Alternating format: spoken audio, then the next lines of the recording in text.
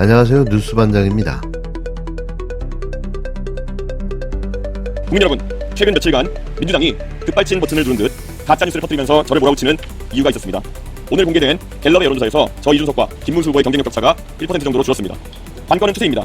지난 조사에서 29%였던 저희 양자 대결 지지율은 이번 조사에서 40%로 퀀텀 점프를 했습니다. 동탄의 기적을 만들었던 바람이 다시 불고 있습니다. 이 추세대로라면 아마 오늘 진행된 조사에서는 제가 김문수 후보를 뛰어넘을 것이고, 아마 내일 조사에서는 이재명 후보를 뛰어넘는 조사 결과가 나올 수도 있을 것입니다. 여론조사 공표 전 마지막 조사에서는 10% 이상 뒤쳐져 있다가 실제 개표 결과에서는 3% 차이로 지난 동탄에서 당선됐습니다. 이 정치 사기꾼을 어떻게 해야 할까요? 아무리 대선 기간 광인이 된다고 하지만 자신이 이재명 후보를 뛰어넘어 당선될 거라니 정말 제대로 광인이 되어버렸는데요. 어디서 또 광을 팔고 있는지 어이가 없습니다. 광인 이준석은 제발 꿈에서 깨어나시기 바랍니다. 날씨가 더워지기 시작하니 살짝 맛이 간 걸까요? 자신의 위치도 정체성도 잃어버린 정신나간 한 정치인이 마침내 스스로를 정계에 은퇴시켰습니다. 사실 가만 놔둬도 이미 그는 콤마 상태였는데요. 이렇게 그는 대한민국 정치판에서 영원히 사라진 거죠. 새미래민주당 이낙연 상임고문이 국힘당 김문수 후보 지지를 전격 선언했는데요. 이낙연이 민주당 대표 출신이라는 게 너무 쪽팔립니다. 이재명 후보의 당선을 괴물 독재국가의 출현이라고 규정하면서 김문수와 새로운 제7공화국을 준비하는데 협력하기로 원칙적으로 합의했다고 밝혔습니다. 구체적인 내용도 나왔는데요. 이낙연은 김문수와 함께 국민 통합을 위한 공동정부 구성과 운영, 제7공화국 출범을 위한 개헌 추진, 그리고 2028년 대선과 총선을 동시에 치러 대통령과 국회의 임기 불일치를 해소하고 3년 임기를 실현하자는데 원칙적으로 뜻을 같이 했다고 설명했습니다. 뭐 그러던지 말던지 말이죠. 이어 김문수에게 수용하기 어려운 면도 있다고 전제하면서도 청렴하고 서민 친화적이라는 그의 공직 수행 태도는 평가받을 만하다고 말했는데요. 무엇보다 괴물 독재국가의 출현을 막기 위해 김문수가 가장 적합한 후보라는 점에서 자신은 그에게 한 표를 주기로 결정했다고 밝혔습니다. 사실 이런 뉴스를 전해드리는 것 자체가 공해인데요. 하지만 또 언제 태세를 전환할지 모르는 이낙연을 박제하기 위해 기록으로 남겨놓습니다. 괴물 독재국가 출현을 막는 일이야말로 대한민국이 당면한 최대의 숙제가 됐습니다. 저는 괴물 독재국가의 출현을 막기 위해 나름대로 노력해왔습니다. 그와 관련해 저는 김문수 후보의 거듭된 요청으로 어젯밤에 그를 광화문 제 사무실에서 비공개로 처음 만났습니다. 김문수 후보와 저는 괴물 독재국가 출현을 막고 새로운 희망의 제7공화국을 준비하는데 각자의 방식으로 협력하자는데 원칙적으로 합의했습니다. 우리 두 사람은 국민 통합을 위한 공동정부 구성과 운영, 제7공화국 출범을 위한 개헌 추진 협력, 2028년 대선 총선 동시 실시를 통한 대통령과 국회의 임기 불일치 해소 및 3년 임기 실천 등에 원칙적으로 의견을 같이 하고 구체적 협의는 양당에 맡기기로 했습니다. 저는 비상계엄과 잇따른 대통령 파면에 대한 성찰로서 대선 이후에 국민의힘을 비롯한 정계의 대대적 개편이 일어날 것이라고 전망했고 그는 수긍했습니다. 저는 윤석열 전 대통령과의 결별을 거론했고 그는 경청했습니다. 그는 저에게 선거 지원을 요청했고 저는 괴물 독재국가 출현을 저지하기 위한 저 나름의 노력을 계속하겠다고 응답했습니다. 김문수 후보와 저는 대학교 동기생으로서 지내온 시대를 함께 회고하고 정리하기도 했습니다. 김 후보는 저와 같은 날 같은 대학교의 다른 단과대학에 입학했으나 졸업은 그가 저보다 20년이나 늦었습니다. 그는 학생 시절부터 고통스럽지만 정의로운 노동운동가의 길을 걸었고 제덕과 옥고를 치렀습니다. 그는 부인과 함께 노동운동을 계속했으며 그 후에 국회의원 3번과 도지사 2번을 지냈지만 지금까지도 봉천동의 25평 국민주택 아파트에 산다고 합니다. 그에게는 제가 수용하기 어려운 면도 있습니다. 간간히 돌출한 그의 극단적 인식과 특정 종교인과의 관계가 특히 아쉽습니다. 그럼에도 불구하고 그의 치열하고 청렴한 삶의 궤적과 서민 친화적이고 현장 밀착적인 공직 수행은 평가받을 만하다고 생각합니다. 특히 평택 반도체 단지 조성처럼 멀리 보는 정책의 결정과 추진은 아무나 하는 일이 아닙니다. 무엇보다도 당장 눈앞에 닥친 괴물 독재국가 출현을 막는데 그가 가장 적합한 후보인 것은 분명한 사실입니다. 그래서 저는 저의 한 표를 그에게 주기로 했습니다. 김문수와 이낙연, 도저히 함께할 수 없을 것 같던 두 사람이 손을 맞잡은 이 장면은 그 자체로 정치의 블랙 코미디인데요. 국힘당이라는 감점 제조기와 마이너스 10점짜리 변절자를 일부러 찾아내 결합한 이 모습, 김민석 의원의 말처럼 아무리 봐도 계산이 불가능한 수준입니다. 정치를 한다면서 계산기를 창밖으로 던져버린 사람들인데요. 감점 파트너를 찾는 것도 능력이라면 이들은 마이너스 최고점을 받을 자격이 충분합니다. 공도동망, 함께 가다가 함께 망한다는 말이 딱 이 장면을 위한 비유인데요. 이낙연의 행보는 이제 더는 미룰 수 없는 평가의 시간에 진입했습니다. 민주당 경선에 불복하고 내란을 꾀하다 실패하자 탈당하고 이준석과 손을 잡았다가 버림받더니 이제는 김문수와 손을 잡았는데요. 이쯤 되면 누가 봐도 내란 세력의 일원이 되기를 자처한 셈입니다. 젊은 시절 전두환 찬양 기사로 정치 인생을 시작했던 이낙연인데요. 결국 내란 세력과의 결합으로 그 여정을 마무리하고 있습니다. 말로만 품격, 말로만 통합을 외치던 그가 마지막으로 선택한 길은 내란 야합의 길인데요. 오늘의 김문수 이낙연 연합은 연합이 아닙니다. 반헌법, 반민주, 반노동, 반역사의 야합인데요.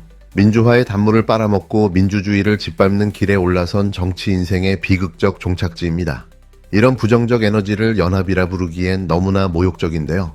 정확히 말하면 내란 연합, 사쿠라 연합, 변절자들의 연합입니다. 이들에게는 미래 비전도 정치 철학도 없는데요. 오직 자신들의 정치 생명 연장을 위한 야합 카르텔일 뿐입니다. 이 부정한 야합은 이번 선거를 통해 반드시 청산돼야 하는데요. 유권자들은 이 야합을 향해 냉정하고 준엄한 심판을 내릴 겁니다. 사쿠라의 종착역은 결국 국민이 결정합니다. 결국 대한민국 정치 흑역사에 지워지지 않는 이름으로 남게 됐는데요. 아마도 대대손손 역사가 말해줄 겁니다. 2025년 대한민국을 무너뜨리려 했던 야합이 있었다고 말이죠. 한마디로 저는 오늘의 김문수, 이낙연 두 분의 모습을 보면서 공도동망이라는 한 단어가 떠올랐습니다. 공도동망, 한 길에서 함께 망한다는 뜻입니다. 이런 생각도 들었습니다. 참으로 어려운 파트너를 찾았다. 저렇게 찾기도 쉽지 않은 대한민국에서 결합했을 때 가장 확실하게 감점이 보장되는 감점 파트너를 찾아낸 국민의힘과 김문수 후보를 보면서 계산 기능이 붕괴했구나 하는 생각을 하게 됐습니다. 마이너스 10점 이상에 해당하는 이낙연 후보와 결합하는 것이 무슨 정치적 의미가 있겠습니까? 어떤 감흥이 있으며 어떤 의미가 있으며 그런 것조차 헤아리지 못하는 국민의힘과 김문수 후보의 계산 기능 붕괴를 보면서 안타깝다는 생각이 들었습니다. 이낙연 전 대표가 이제 공식적으로 이제 한때 민주당의 일원이었던 정치 행적을 완벽하게 마감했기 때문에 이제는 한 말씀 드리겠습니다. 민주당에서 경선 불복하고 내란을 꾀하다가 그것이 여의치 않자 밖에 나가서 이준석 후보와 결합했다가 다시 내란을 꾀하다가 이준석 후보로부터 버림받고 이제 김문수 후보와 결합해서 본격적인 내란 세력의 일원이 된 이낙연 전 대표는 이제 본인이 일관되게 젊은 시절부터 추구했던 사쿠라 행보의 끝을 대단원을 이뤘습니다.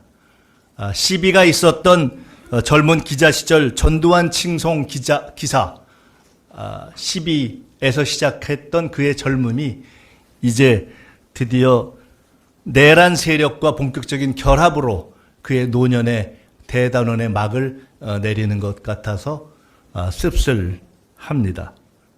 시종일치이자 사쿠라 행보의 끝이다 이렇게 보여집니다. 굳이 야합이 아닌 연합이라는 표현으로 바꿔도 반헌법, 반민주 연합이고 내란 연합이고 민주화 운동과 노동 운동을 배반하고 변절하고 그리고 민주 세력으로부터 온갖 단물을 다 빨아먹고 이제는 내란 세력의 품에 안긴 변절자들의 연합이자 사쿠라들의 연합이자 네거티브 연합이어서 한국 정치의 더 이상은 그 네거티브한 부정적 폐해를 이번 선거로 마무리할 것을 기대하고 또 그렇게 될 것으로 확신한다 하는 말씀을 드리겠습니다. 전국법관대표회의가 또다시 회피했는데요. 사법부의 독립을 강조하면서도 정작 입장은 내지 못했습니다. 26일 열린 임시회의는 공식 입장을 채택하지 못한 채 빈손으로 마무리됐는데요. 모든 판단을 대선 이후로 미루기로 했습니다. 이번 회의는 이재명 민주당 대선 후보의 공직선거법 위반 사건과 관련한 대법원의 이례적인 초고속 판결로 촉발된 건데요. 대법원 전원합의체는 지난 1일 이 후보에 대해 유죄 취지로 사건을 파기환송했습니다. 항소심 선고가 나온 지 불과 36일 만에 이뤄진 이례적인 결정이었는데요. 사법부가 정치에 개입한 것 아니냐는 비판과 함께 국민의 참정권을 침해했다는 우려도 제기됐습니다. 조희대 대법원장은 전원합의체의 사건을 직권 회부했고 대선 일정과 맞물려 판결을 서둘렀는데요. 사법부의 정치적 중립성에 대한 의심이 커진 배경입니다. 조희대 대법원장은 전원합의체의 사건을 직권 회부했고 대선 일정과 맞물려 판결을 서둘렀는데요. 사법부의 정치적 중립성에 대한 의심이 커진 배경입니다. 이런 상황에서 전국 법관 대표회의가 임시회의를 소집했는데요. 26일 열린 회의에는 전체 법관 대표 126명 가운데 88명이 온오프라인으로 참석했습니다. 회의에서는 김혜영 서울남부지법 부장판사가 제안한 2개의 안건을 시작으로 총 5개의 안건이 추가 상정됐는데요. 대선 이후 모두 7개의 안건을 논의하기로 했습니다. 안건 내용은 상당히 구체적이었는데요. 대법원 전원합의체의 판결이 사법부의 신뢰에 부정적 영향을 미쳤다는 평가와 특정 사건에 대한 대법원의 전례 없는 절차가 정치적 중립성을 훼손해 사법 불신을 초래했다는 깊은 유감이 담겼습니다.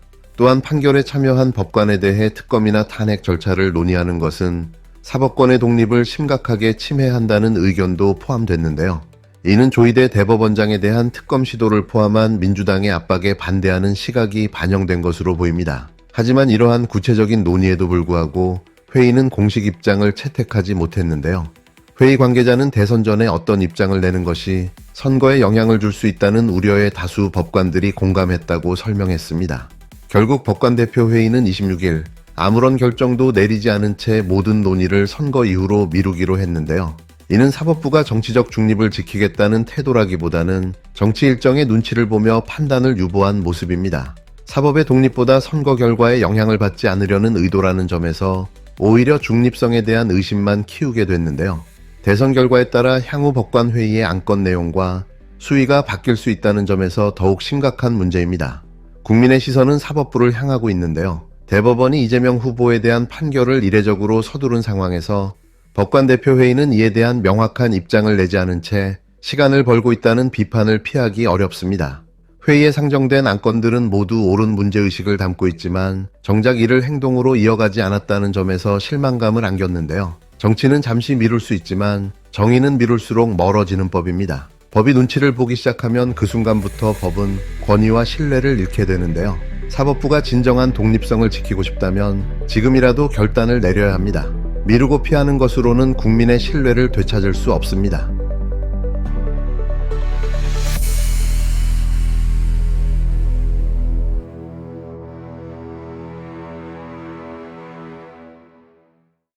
네, 오늘 저희가 함께 살펴볼 자료들, 이게 최근 한국 정치의 복잡한 상황을 잘 보여주는 것 같습니다. 네, 그렇죠. 이준석 씨 지지율 이야기부터 시작해서 또 이낙연 전 대표의 움직임, 그리고 사법부 이슈까지. 정말 다룰 내용이 많아요. 맞습니다. 이 자료들 속에서 핵심적인 내용들, 그리고 뭐랄까, 그 의미를 한번 명확하게 짚어보려고 합니다. 자, 그럼 바로 시작해 볼까요? 우선 이준석 씨 측 주장이 상당히 눈에 띄는데요. 네, 그렇죠. 최근 여론조사를 보니까 김은수 후보와의 격차가 확 줄었다. 1%포인트까지 따라왔다. 이런 얘기고요. 특히 그 양자 대결 지지율이 많이 올랐다는 점을 강조하더라고요. 29%에서 40%로 뛰었다고. 네, 과거 동탄에서의 그 역전 경험, 그걸 또 언급하면서 이 추세라면 김은수 후보, 심지어 이재명 후보까지 넘을 수 있다. 이런 자신감을 보이고 있어요. 상당한 자신감이죠. 그 근거로 이제 특정 수치 변화랑 과거 성공 사례를 딱 제시하고 있는 거고요. 그런데 말이죠. 바로 다음 자료를 보면 분위기가 완전히 달라집니다. 네, 봤어요. 이런 주장에 대해서 정치 사기꾼이다, 광인 아니냐, 이런 굉장히 강한 표현으로 반박을 하고 있거든요. 현실 인식이 좀 부족한 거 아니냐, 이런 비판인 거죠. 네, 같은 현상을 두고 해석이 정말 극과 극으로 갈리네요. 그렇죠. 이 상반된 주장 자체가 지금 정치판이 얼마나 혼란스러운지를 보여주는 것 같기도 하고요. 당신께서 보시기엔 어떤가요? 이 주장들 어떻게 받아들여야 할까요? 정말 흥미로운 포인트입니다. 자, 다음은 진짜 많은 분들이 좀 놀라셨을 것 같은 소식인데요. 네, 저도 좀 놀랐습니다. 이낙연 전 민주당 대표가요, 국민의힘 김은수 후보 지지를 선언했어요. 그렇죠. 이게 정말 예성어답게 행보였죠. 명분으로는 괴물 독재국가 출연을 막겠다, 이걸 내세웠고요. 그러면서 김 후보와 협력하기로 했다는 건데 심지어 공동정부 구성, 뭐 제7공화국 개헌 추진 이런 구체적인 합의 내용까지 언급이 됐더라고요. 네. 근데 여기서 또 재미있는 부분이 이낙연 씨가 김문수 후보를 평가하는 방식이에요. 자료에서도 나오지만 청렴하다, 서민 친화적이다, 이렇게 긍정적으로 보면서도 네네. 동시에 좀 수용하기 어려운 극단적인 인식이라든지 특정 종교인과의 관계 같은 문제점도 알고 있다는 듯이 지적을 해요. 그런 부분도 언급을 했군요. 네, 그럼에도 불구하고 괴물 독재 저지라는 그 큰 목표 아래서는 김 후보가 최적임자다, 이렇게 판단했다는 논리인 거죠. 참 복잡합니다. 그렇죠. 이 선언에 대한 반응도 정말 격렬하고요. 네, 아주 뜨겁죠. 블랙 코미디 같다. 이건 뭐 감점 파트너 아니냐. 계산이 안 서는 결합이다. 이런 평가들이 나오고 심지어 공도동망, 그러니까 함께 망할 거다. 이런 사자성어까지 등장을 했어요. 네, 특히 비판적인 쪽에서는 이낙연 씨의 과거 행보들을 다 끄집어내고 있죠. 뭐 민주당 경선 불복 논란이라든지 탈당하고 또 이준석 씨랑 합쳤다가 금방 헤어진 거라든지. 네네. 그런 과정들이 있었죠. 그렇죠. 그런 걸 거론하면서 이번 선택도 결국 정치적 생명 연장을 위한 야합 아니냐. 비전이나 철학 같은 건 없고 그냥 뭐랄까 사쿠라, 변절자 행보의 끝이다. 이렇게까지 아주 격하게 비난하는 목소리가 높습니다. 사쿠라라는 표현까지 정말 날선 비판이네요. 네. 과연 이 연합의 성격을 어떻게 봐야 할지 당신의 생각은 어떠신가요? 정말 어려운 문제입니다. 자, 마지막으로 사법부 관련 내용인데요. 네, 이것도 중요한 이슈죠. 이재명 후보 관련해서 대법원 판결이 이례적이라고 할 만큼 초고속으로 나왔잖아요. 항소심 끝나고 36일 만에 파기환송. 네, 그 속도 때문에 정치 개입 논란이 확 불거졌었죠. 맞아요. 그래서 전국 법관 대표들이 임시회의까지 열었는데 결과적으로는 어떤 공식 입장도 안 내고 모든 논의를 대선 이후로 미뤘다고 합니다. 원래 회의에서는 그 대법 판결이 사법 신뢰에 좀 부정적인 영향을 미쳤다, 이런 평가도 있었고요. 정치적 중립성 훼손 우려, 또 뭐 특정 판사 탄핵이나 특검 요구는 사법권 독립 침해 소지가 있다, 뭐 이런 구체적인 안건들을 다룰 예정이었거든요. 네, 논의될 내용들이 있었는데 근데 결국에는 선거에 영향을 줄 수 있다 이유로 그냥 판단 자체를 유보해버린 거죠. 이게 뭐 정치적 중립을 지키려는 걸 수도 있겠지만 어떻게 보면 또 눈치 보기. 그쵸. 중요한 시점에 책임을 좀 회피하고 정치 눈치 보기를 한 거 아니냐, 이런 비판을 피하기는 좀 어려워 보입니다. 사법부의 독립성, 신뢰성, 이런 근본적인 가치에 다시 한번 생각하게 만드는 그런 대목인 것 같아요. 네, 오늘 살펴본 자료들 정말 숨가쁘게 돌아가는 한국 정치의 단면들, 그 안에 팽팽한 긴장감들을 잘 보여준 것 같습니다. 맞아요. 지지율 해석을 둘러싼 공방부터 시작해서 정말 예상치 못한 정치적 연대와 그에 대한 격렬한 반응들, 그리고 또 중대한 기로에 선 사법부의 침묵까지. 이 사건들이 그냥 단순히 지나가는 뉴스 하나하나가 아니라 현재 우리 사회가 안고 있는 여러 쟁점들, 또 고민들을 압축적으로 보여주는 중요한 자료들이라는 생각이 드네요. 네, 저도 동감입니다. 이 하나하나가 다 연결되어 있는 것 같기도 하고요.